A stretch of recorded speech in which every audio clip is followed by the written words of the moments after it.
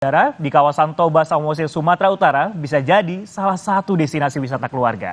Mulai dari wisata alam, sejarah, hingga wisata rohani.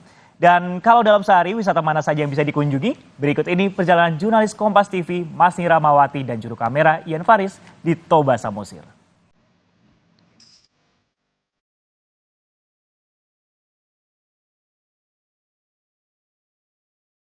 Ekspor Sumatera Utara memang tidak ada habisnya, mulai dari wisata kuliner, wisata sejarah hingga wisata alam. Kalau di Toba Samosir ini, dalam sehari kita bisa mengunjungi wisata apa saja?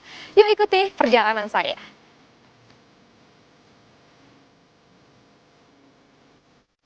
Perjalanan menjelajah Toba Samosir kali ini saya awali dengan trekking di Bukit Holbung. Pemandangan hijau dari bukit-bukit dan biru dari danau menemani saya selama menanjak.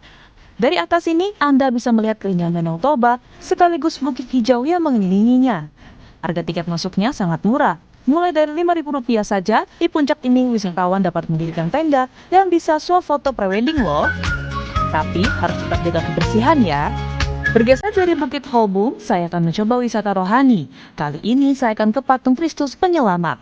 Lokasinya tidak jauh dari Bukit Holbung.